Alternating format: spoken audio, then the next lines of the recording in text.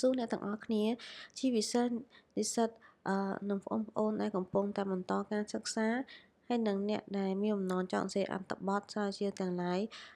នឹងមានការចង់ដឹងអំពីការដាក់ footnote នៅក្នុងវីដេអូនេះខ្ញុំនឹងបង្ហាញអ្នកទាំងអស់គ្នាអំពីមូលដ្ឋានគ្រឹះនៅក្នុងការដាក់ footnote ហើយបន្ថែមទៀតគឺរបៀបនៅក្នុងការកែតម្រូវ format នៅក្នុង footnote ដើម្បីឲ្យទៅតាមតម្រូវការរបស់គ្រូឬមួយក៏តាមសាលាជាដើម ហើយនេះគឺជាការស្រាវជ្រាវរបស់ខ្ញុំហើយខ្ញុំនឹងបង្ហាញអ្នកទាំងអស់គ្នាដើម្បីអ្នកទាំងអស់គ្នាមើលវីដេអូនេះនឹងចំណេញពេលវេលានៅក្នុងការដឹងអំពីការ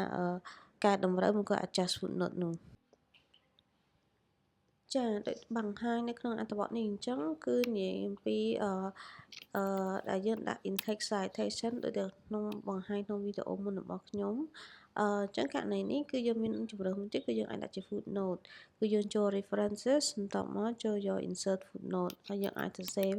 footnote style របៀប intake ក៏បានដែរដែលអ្នកនរគ្នាចង់មើលលម្អិតអាចមើលវីដេអូមុនរបស់ខ្ញុំបានហើយបើសិនជាប្រើពី ID នេះដោយសារតែករណីដែល references ហ្នឹងគឺដូចគ្នាអញ្ចឹងគឺខ្ញុំប្រើពី ID នេះបន្តបន្ទាប់ក្នុងករណីដែលយើងចង់ adjust format ក្នុងករណីដែល error ឃើញអត់នៅដងខាងឆ្វេងអត់អញ្ចឹងកន្លែងនេះគឺយើងចូលទៅក្នុង view បន្ទាប់មកចូល draft ហើយអ្នកនរគ្នាឃើញបែបនេះអញ្ចឹងករណីនេះយើងចូល show notes នៅក្នុងតារាយ reference ហើយយើងជ្រើសយក footnote separator ហើយកន្លែងនេះគឺយើងអាច adjust បាននេះចង់ឲ្យបន្ទាត់នៅខាងលើនោះបែរមកខាងនោះ adjust ឲ្យត្រូវមកគៀកមកខាងឆ្វេងវិញបានហើយយើងចុចគេថា reset ចាអញ្ចឹងគឺបានហើយអញ្ចឹងដល់ពេលអ្នកទាំងអស់គ្នាអាចview មើលឡើងវិញឃើញទេគឺបន្ទាត់ហ្នឹងគឺបែរមកខាងហ្នឹងមកអញ្ចឹងដោយសារតែពាក្យនេះអត់តាមតែខ្ញុំតែយើងសេរីមកចេះមកសំខាន់ជាងគេគឺបន្ទាត់នៅខាងលើនឹងគឺពិបាកក្នុងការកែដល់ពេលពាក្យនៅខាងក្រោមយើងអាចអស់មកងាយស្រួលទេ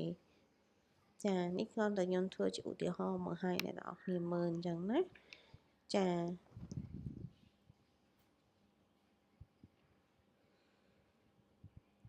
អូខេអញ្ចឹងដល់ពេលយើងចង់បែរមកខាងស្ដាំម្ដងមើលក៏យើងអាចចូលទៅក្នុងនឹងតារាវិញយើងចូលទៅក្នុង view draft តមកយើងមើល reference យើងប្រើពាក្យ show note នេះយើងដាក់ footnote separator ហើយយើងអាច adjust ទៅខាងស្ដាំនេះក៏សាច់ទៅតម្រូវការរបស់យើងចាគឺយើងចូលទៅកន្លែង home ហើយដាក់វា adjust មកខាងស្ដាំបានចាហើយយើងអាច reset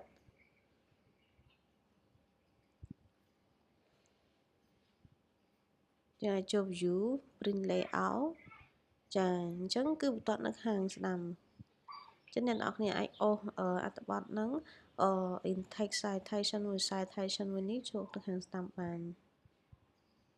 ចាបន្តទៀតអ្នកទាំងអស់គ្នាអាចជ្រើសរើសយក style នៅកន្លែងដែលខ្ញុំបង្ហាញ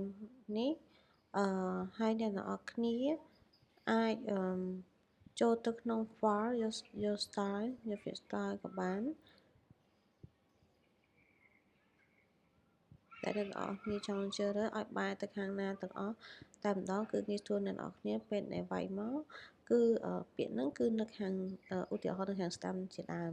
អញ្ចឹងចូលមកដល់ style នេះយើងមើលកន្លែង list ហ្នឹងយើងយក all styles ហើយយើងយក modify បន្ទាប់មកកន្លែងនេះយើងអាចជ្រើសយក footnote text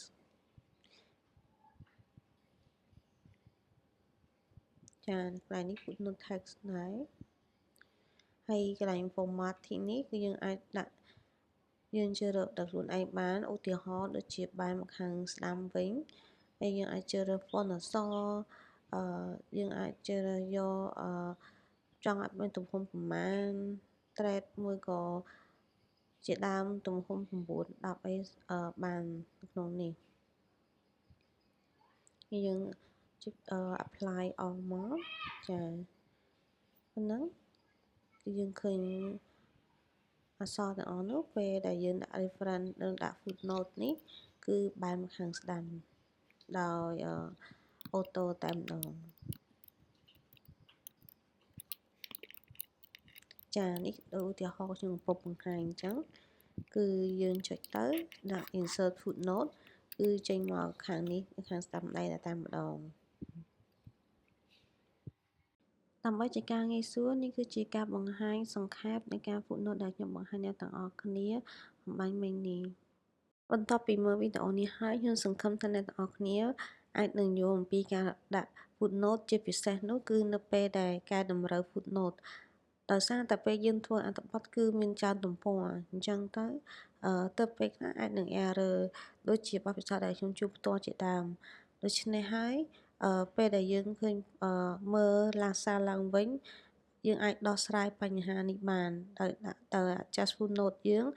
ទៅតាមគោលការណ៍ឲ្យបានត្រឹមត្រូវរបស់សាលាឬមួយក៏របស់គ្រូដឹកនាំជាដើម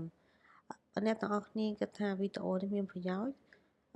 សូមអ្នកទាំងអស់គ្នាជួយចុច like ហើយនឹងជួយចែករំលែកបន្តទៀតផងសូមអរគុណ